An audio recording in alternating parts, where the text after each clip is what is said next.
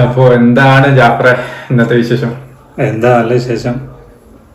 ഇന്നത്തെ ഒരു സംസാര വിഷയം എന്താണ് ഇന്നത്തെ ടോപ്പിക്? ഇന്നത്തെ ടോപ്പിക്ക് നമുക്ക് എന്താ പറയാ, നമ്മൾ കഴിഞ്ഞ പ്രാവശ്യം സംസാരിച്ച ആ ഒരു ടോപ്പിക്കിന്റെ കണ്ടിന്യൂ ആയിട്ട് തന്നെ പോലെ, അതായത് അതിനോട് ബന്ധപ്പെട്ട ആങ്സൈറ്റി. കഴിഞ്ഞ പ്രാവശ്യം നമ്മള് ഫിയറിനെ പറ്റിട്ട് സംസാരിച്ചല്ലേ? അതിന്റെ ഒരു ഭാഗമായിട്ട് വരുമല്ലോ ആങ്സൈറ്റി, വരില്ലേ? ആങ്സൈറ്റി അതൊരു ടോപ്പിക് തന്നെയാണ്. അതിനെപ്പറ്റി എന്താണ് ജാഫറിന്റെ ഒരു വിലയിരുത്തല് ആങ്സൈറ്റിനെ പറ്റി? ഉത്കണ്ഠ. ആങ്സൈറ്റി എന്ന് പറഞ്ഞാല് എനിക്ക് തോന്നണത് നമ്മള് ചെറുപ്രായത്തിൽ വന്നപ്പോ ആർക്കും ആങ്സൈറ്റി ഇല്ലല്ലോ. എന്തൊരു കാര്യത്തിനും എല്ലാരും ഫ്രീ അല്ലേ. പിന്നെ നമ്മള് വളർന്ന് ജനിച്ച് ബോൺ ആൻഡ് ബോട്ടപ്പ് ആ ടൈമിൽ ഉണ്ടാകുന്ന സാധനം തോന്നുന്നു, അറിയില്ല. ഇനി ജനറ്റിക്കലി അതിനെന്തെങ്കിലും റോൾ ഉണ്ടോ ഷക്കീബിന്റെ അഭിപ്രായത്തില്? ജനറ്റിക്കലി റോൾ എന്ന് പറഞ്ഞാല് മനുഷ്യന്റെ ഉൽപ്പത്തിയിൽ നിന്ന് വരുന്ന ഒരു സംഗതിയാണോ ആങ്സൈറ്റി? എന്താണ് എനിക്ക് തോന്നുന്നത്? ആങ്സൈറ്റി ഉത്കണ്ഠ എന്നൊക്കെ പറഞ്ഞാല് കുട്ടിക്കാലത്തെ നമ്മള് ഉണ്ടാക്കുന്ന ഒരു സംഗതിയാണ്. ഇപ്പൊ ഭാവിനെ പറ്റിയിട്ടുള്ള സംഗതികള്, പിന്നെ പരീക്ഷന്റെ ആങ്സൈറ്റി ഉണ്ടാവും അല്ലെ? പല ടൈപ്പ് ഓഫ് ആങ്സൈറ്റി ഉണ്ട് അല്ലേ? ആ, അതായത് ഓരോ ടൈമിലും ഓരോ ആങ്സൈറ്റി ആവാനാണ് സാധ്യത. അപ്പൊ കുട്ടികൾക്കാവുമ്പോ പൊതുവെ നമ്മുടെ സ്കൂള് അല്ലെങ്കിൽ പിന്നെ സമൂഹം, പിന്നെ എക്സാമുകളൊക്കെ വരുമ്പോഴുള്ള അങ്ങനെയുള്ള ആങ്സൈറ്റികൾ ഉണ്ടാവും. ഒരു പാരന്റ് ആവുമ്പോൾ പാരന്റിന് അതിൻ്റെതായ ആങ്സൈറ്റികൾ ഉണ്ടാവില്ലേ? അതായത് എങ്ങനെ കുടുംബം മുന്നോട്ട് കൊണ്ടുപോകണം, അങ്ങനെയുള്ള പല കാര്യങ്ങളും ഉണ്ടാവും അല്ലേ? സൊസൈറ്റിയിൽ മറ്റുള്ളവരെന്ത് കാണും, മറ്റുള്ളവരെന്ത് വിചാരിച്ചാല് നമ്മളെ സ്റ്റാറ്റസ് കീപ്പ് ചെയ്യാൻ, അങ്ങനെയൊക്കെ ഉള്ള ഒരു ആങ്സൈറ്റി നല്ലതൊക്കെ തന്നെയാണ്. പക്ഷെ അത് നെഗറ്റീവായിട്ട് മാറാണ് ഇപ്പോഴത്തെ ഒരു സൊസൈറ്റിയിൽ. പലർക്ക് ഹെൽത്തിന്റെ ഇഷ്യൂസ് ഉണ്ടാവാം, പിന്നെ മണി പ്രശ്നങ്ങള്, ചിലവർക്ക് സ്റ്റാറ്റസ് ഇഷ്യൂസ്, ഷെയിം, ഇങ്ങനത്തെ ഒക്കെ പല പ്രശ്നങ്ങൾക്കും ഇതിനൊക്കെ റിക്കവറി ആയിട്ട് നമുക്ക് ഈ ആങ്സൈറ്റിനെ ഒരു ഭയങ്കര ഉത്കണ്ഠ ഉണ്ടാക്കണം. ചെറുപ്പത്തില് നമ്മള് സ്കൂളിലുള്ള സിസ്റ്റംസ് തന്നെ അങ്ങനെയുള്ള പരീക്ഷാ പേടി എന്നൊക്കെ പറയുന്ന പേടികളൊക്കെ ഉണ്ടാക്കുന്നുണ്ട്. അപ്പോ അതിനെ പറ്റിയിട്ട് എനിക്ക് എന്താ പറയാനുള്ളത്? നമ്മുടെ കുട്ടിക്കാലത്ത് ഇങ്ങനത്തെ സിറ്റുവേഷൻസ് ഒക്കെ ഉണ്ടാകുമ്പോൾ അതാണല്ലോ വലിയൊരു ചൈൽഡ്ഹുഡ് ആണല്ലോ നമ്മുടെ ഒരു ഇതിലേക്ക് എത്തിക്കണത്. അപ്പോ ചൈൽഡ്ഹുഡിലുള്ള ഇഷ്യൂസ് തന്നെ നമുക്ക് കുറെ ഹീൽ ചെയ്താൽ തന്നെ ഈ ആങ്സൈറ്റി ഒക്കെ മാറാൻ ഉള്ളൊരു ചാൻസ് ഇല്ലേ? ജാഫറിന്റെ അഭിപ്രായത്തിൽ എന്താണ്? ആങ്സൈറ്റി മാറാൻ തന്നെയാണ് നമ്മള് ഇതെല്ലാം എന്താ പറയാ, ഈസി ആയിട്ട് എടുക്കാന്നുള്ളതാണ് അല്ലേ? അങ്ങനെ തോന്നുന്നു. അതായത് ഈസി എന്നല്ല, നമ്മള് ഇപ്പൊ മനുഷ്യന്റെ ബ്രെയിൻ എന്ന് പറഞ്ഞു കഴിഞ്ഞാൽ എവരിത്തിങ് ഈസ് പോസിബിൾ അല്ലേ? നമ്മളിപ്പോ ഒരു റൗണ്ടിൽ ഇരുന്നിട്ട് ഇതിനെ കുറിച്ച് ചെറിയ ചെറിയ കാര്യങ്ങൾ ആലോചിച്ചിട്ട് നമ്മൾ ഉത്കണ്ഠപ്പെടുന്ന ഒരു സംഭവമാണല്ലോ. ഇപ്പൊ ആരാണെങ്കിലും ഇപ്പൊ ചെറിയൊരു ഫാമിലി ആണെങ്കിൽ അവരെ കുടുംബം മുന്നോട്ട് കൊണ്ടുപോകുന്ന കാര്യങ്ങൾ, കുട്ടികളാണെങ്കിൽ കുട്ടികളെ പിന്നെ സ്കൂളിലെ പ്രശ്നങ്ങള്, പരീക്ഷകള്, എല്ലാവർക്കും അതിൻ്റെതായ, ചെറിയ ആളുകൾക്ക് ചെറിയ പ്രശ്നങ്ങൾ ഉണ്ടാവും. കുറച്ചും കൂടി വലുതാവുമ്പോ അമേരിക്കൻ പ്രസിഡന്റിൻ്റെതായ ഉത്കണ്ഠകളുണ്ട്. ശരിയല്ലേ? അതേമാതിരി ഇപ്പൊ ഷക്കീബിൻ്റെതായ പ്രശ്നങ്ങളുണ്ട്. എല്ലാവർക്കും ഓരോ ഉത്കണ്ഠ എല്ലാവർക്കും ഉണ്ടാവും. അതായത് അപ്പൊ അതിനെ നമ്മളെങ്ങനെ ഓവർകം ചെയ്യാന്നുള്ളതാണ്, അതിനെങ്ങനെ നമ്മൾ ട്യൂൺ ചെയ്തെടുക്കാന്നുള്ളതാണ് അല്ലേ? ട്യൂണിങ് എന്ന് പറഞ്ഞാൽ ഇതൊക്കെ ഒരു തെറാപ്പി കൂടെ ഒക്കെ ചെയ്യാവുന്ന അപ്രോച്ച് എന്ന് പറഞ്ഞാല് നോർമലി ഡെലിബറേറ്റ്ലി ചെയ്യണം. ഇപ്പൊ നമ്മള് ഡെലിബറേറ്റ്ലി ഇങ്ങനത്തെ നമുക്ക് വന്നിട്ടിരിക്കുന്ന സിറ്റുവേഷൻ, ലൈഫിൽ ഓരോ സന്ദർഭങ്ങളിൽ നിന്ന് നമുക്കിത് അവിടെ ഹാർഡ് കോഡഡ് ആണ് ഈ സംഗതികളൊക്കെ, ഈ ഉത്കണ്ഠയൊക്കെ അല്ലെ? കൊറേയൊക്കെ ജനറ്റിക് ആയിട്ടും അതെ, വെറീസ് ആണ്. എന്താ വെച്ചാല് നാളെ എന്ത് സംഭവിക്കണം, ഇന്നത്തെ ദിവസത്തിൽ ജീവിക്കാതെ, ഇന്നത്തെ ഒരു മൊമെന്റിൽ പ്രസൻസ് ഓഫ് മൈൻഡിൽ ജീവിക്കാതെ നാളെ എന്ത് എല്ലാരും അങ്ങനെയാണ് ചിന്തിക്കുന്നത്. അതെ, ഇന്നത്തെ ഒരു മൊമെന്റില് ജീവിക്കണില്ല ആളുകൾ. അപ്പൊ ഇത് സ്വാഭാവികമായിട്ടും ഹെൽത്തും നമ്മുടെ ഹൃദയവും നമ്മുടെ ബ്രെയിനും ഇതിനൊക്കെ വേണ്ടി കൂടുതലായിട്ട് വർക്ക് ചെയ്തുകൊണ്ടിരിക്കും. ഇത് ഇത് നമുക്ക് Stress hormone. ഡിസോർഡേഴ്സ് ഉണ്ടാക്കും. നമ്മള് ഉറങ്ങാൻ വിചാരിച്ചാൽ ഇത് ഉറക്കം വരില്ല. നമുക്ക് ആ ഓവർ തിങ്കിങ് പാറ്റേണിക്ക് പോകാനുള്ളൊരു ചാൻസ് ഒക്കെ ഉണ്ടെന്നാ തോന്നുന്നു അല്ലേ? എന്ത് പറയണു ജാഫർ? ശരിയാണ്. ഒക്കെ നമ്മൾ മെഡിറ്റേഷനിലൂടെ ഒക്കെ സെറ്റ് ചെയ്യാൻ തോന്നുന്നു കുറെയൊക്കെ. ഒരുപാട് ആളുകൾ ഇപ്പൊ മെഡിറ്റേഷനിലൂടെ പോകുന്നുണ്ടല്ലോ, ഹീലിംഗ് അങ്ങനെയുള്ള കാര്യങ്ങളൊക്കെ. ഇപ്പൊ ഒരു പരിധി വരെ അതൊക്കെ റിസെറ്റ് ചെയ്യാൻ തോന്നുന്നു. കാരണം നമ്മള് പിന്നെ ഓഫീസിലാണെങ്കിൽ ഓഫീസിലത്തെ കാര്യങ്ങൾ വീട്ടിൽ പോയിട്ടും ചിന്തിച്ചുകൊണ്ടിരിക്കുന്ന കുറെ ആളുകളുണ്ട്. അങ്ങനെയല്ല, നമ്മൾ ഓഫീസിൽ നിന്ന് ഇറങ്ങുമ്പോ അത് റീസെറ്റ് ചെയ്യണം. പിന്നെ വീട്ടിലെ കാര്യങ്ങൾ വീട്ടിലെ പിന്നെ ഫാമിലി കാര്യങ്ങളൊക്കെ ആയിട്ട് ഡിസ്കസ് ചെയ്യാം. മിക്കവാറും ആളുകളൊക്കെ അങ്ങനെയാണല്ലോ. വീട്ടിൽ ചെന്നാല് പിന്നെ ഓഫീസിലെ സ്ട്രെസ് കാരണം ചിലപ്പോ വീട്ടിലെ പിള്ളേരോടും വീട്ടുകാരോടും ഒക്കെ ദേഷ്യപ്പെടുന്ന കുറെ ആളുകളുണ്ട്. അത് എനിക്ക് തോന്നുന്നതൊക്കെ ഈ മെഡിറ്റേഷനിലൂടെ കുറെയൊക്കെ എന്നല്ല, മൊത്തം നമുക്ക് റിസോൾവ് ചെയ്യാന്നുള്ളതാണ്. ഈ ഇതിലിപ്പോ ഒരു സൊല്യൂഷൻ എന്ന് പറഞ്ഞാൽ ഇപ്പൊ സൊല്യൂഷൻ നമ്മൾ ഡെലിബറേറ്റ്ലി ചെയ്യണമെന്നാണല്ലോ, നമ്മള് അതിനെ ഫോഴ്സ്ഫുൾ ആയിട്ട് ചെയ്തുകൊണ്ടിരിക്കണല്ലോ അല്ലെ? അപ്പൊ എന്തൊക്കെ ടൈപ്പ് ബ്രീത്തിങ് ആണ് അതിനുള്ള ഏറ്റവും നല്ല സൊല്യൂഷൻ?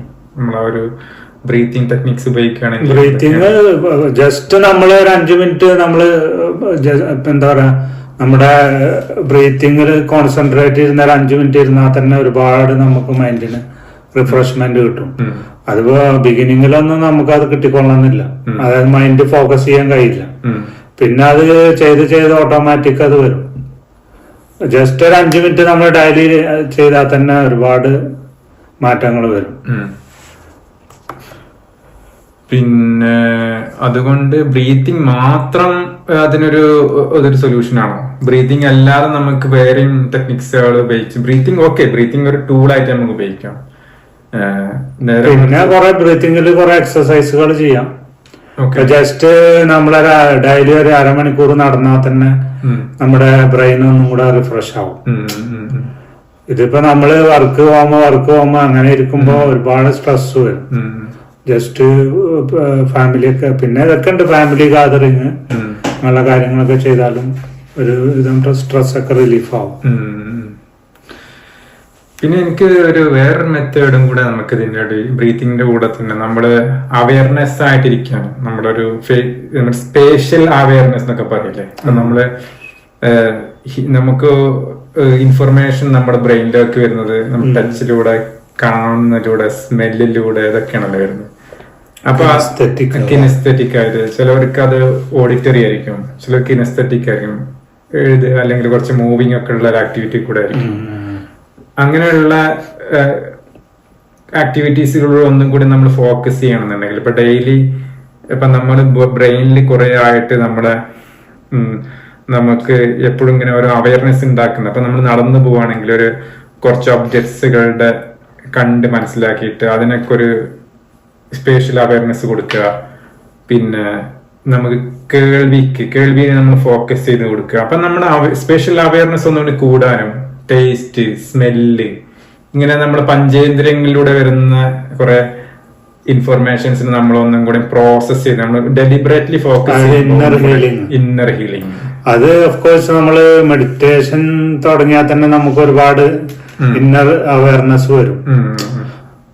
അത് ഒന്നും കൂടെ നമുക്ക് സ്മെല്ല് അതേപോലെ ഒരുപാട് കാര്യങ്ങൾ നമുക്ക് ഓട്ടോമാറ്റിക് കിട്ടും. നമുക്ക് അത് കുറച്ചു കാലം ചെയ്താലേ കിട്ടുള്ളൂ എന്ന് പറയണം. അത് മാത്രം ഇപ്പൊ നമ്മളിപ്പോ ഇതൊക്കെ ടൂൾസ് ആണ്. ഇപ്പൊ നമുക്കൊരു എന്തെങ്കിലുമൊക്കെ ഒന്ന് ചെയ്യുന്നതിന് പകരം നമ്മളിത് ഡെയിലി ഒരു 20% ഓഫ് നമ്മുടെ ടൈമിന്റെ ഇതിനൊന്ന് ഷെഡ്യൂൾ ചെയ്യുന്നത് നല്ലതാണ് തോന്നുന്നത്. What you think? ഷെഡ്യൂൾ ചെയ്യണം. ഇപ്പൊ നമ്മളെ ഇപ്പൊ ഈ ഓഫീസിനും ഇതിനൊക്കെ സമയം കൊടുക്കുന്ന പോലെ തന്നെ ഇതിനും കുറച്ച് സമയം നമ്മൾ ഷെഡ്യൂൾ ചെയ്യാം. അറ്റ്ലീസ്റ്റ് ഒരു 1/2 മണിക്കൂറെങ്കിലും യോഗ അതേപോലെ ബ്രീത്തിങ് കാര്യങ്ങളൊക്കെ ചെയ്ത് കഴിഞ്ഞാൽ കോഴ്സ് അതിനുണ്ടാവും. പിന്നെ ഇപ്പൊ നമ്മൾ നേരത്തെ പറഞ്ഞ കിനെസ്തെറ്റിക് നമ്മുടെ ഒരു മൊബിലിറ്റി അതൊരു ഭയങ്കര ഫാക്ടർ തന്നെയാണ് അല്ലെ? അത് എന്താ വെച്ചാൽ നമ്മൾ ഡെയിലി ഈ ഓട്ടോമാറ്റഡ് ലൈഫിൽ നമ്മളിതൊന്നും നമ്മുടെ ഈ ഒരു സൊസൈറ്റിയിൽ അങ്ങനെ ഒരു ലൈഫാണല്ലോ ഓട്ടോമാറ്റഡ് ലൈഫ്. പിന്നെ നമ്മുടെ സ്കൂളിങ്ങിലുള്ള സിസ്റ്റംസ് ഒക്കെ ഒന്ന് മാറിക്കഴിഞ്ഞാൽ തന്നെ ഇപ്പൊ ജപ്പാൻ സിസ്റ്റത്തിൽ അവരുടെ സ്കൂളിംഗ് സിസ്റ്റത്തിലൊക്കെ എന്ന് പറഞ്ഞാല് കുട്ടികൾ തന്നെയാണ് അവിടുത്തെ ക്ലീനിങ്ങും അവരുടെ സോഷ്യൽ ആയിട്ടുള്ള ഒരു അവയർനെസ് അവർ ഉണ്ടാക്കേണ്ടത്. നമ്മുടെ നാട്ടിലൊന്നും ഇല്ലാത്തൊരു സംഗതിയാണ് വെച്ചാല് സ്വന്തമായി ഇരിക്കുന്നിടം ക്ലീൻ ചെയ്യുക. അതുപോലെ കുക്കിംഗ് ഒക്കെ പഠിപ്പിക്കുന്നുണ്ടെന്ന് തോന്നുന്നു അവര്. യെസ്, ചെറുപ്രായത്തിൽ തന്നെ ഇങ്ങനെ ചെറിയ ചെറിയ കുക്കിങ്ങും കാര്യങ്ങളും ഒക്കെ അവര് പഠിപ്പിക്കുന്നുണ്ടെന്ന് തോന്നുന്നു. പിന്നെ എനിക്ക് തോന്നിയത് വേറൊരു ഇഷ്യൂ എന്ന് പറഞ്ഞാല് ഇപ്പൊ നമ്മള് രാവിലെ എണീറ്റ പാടെ നമ്മുടെ ബ്രെയിനൊക്കെ ഒന്ന് ആക്റ്റീവ് ആണെ സമയം എടുക്കുള്ളൂ. അപ്പൊ ആരും തന്നെ നെഗറ്റീവ് മോഡിലേക്ക് പോകാതെ ഒന്നും കൂടെ ഈ ബ്രീത്തിങ്ങിൽ ഫോക്കസ് ചെയ്യുന്നതുകൊണ്ട് തന്നെ നമ്മളെ അലർട്ട് ചെയ്യുന്ന സംഗതികള് നമ്മുടെ ബ്രെയിനിൽ നിന്ന് കുറച്ച് ആങ്സൈറ്റി ഉണ്ടാക്കുന്ന കുറച്ച് സംഗതികൾ തോട്ട് ഉണ്ടാവില്ല നമ്മുടെ ഈ തോട്ടിനെ നമുക്കൊരു പേപ്പറിലോട്ട് പോർട്രേറ്റ് ചെയ്യണമെങ്കിൽ അത് നമ്മുടെ ബ്രെയിനിൽ നിന്ന് പുറത്തേക്ക് റിലീഫ് ചെയ്യുന്ന തോന്നുന്നു. അതിനെ പറ്റി എന്താണ് ജാഫറിന്റെ ഒരു അഭിപ്രായം? അതിനെ പറ്റി കൂടുതലും ഷക്കീബിന് തന്നെ ആയിരിക്കും. അതിനെ കുറിച്ച് വലിയ ഐഡിയ ഇല്ല. അത് വർക്ക്ഔട്ട് ചെയ്ത ആളല്ലേ?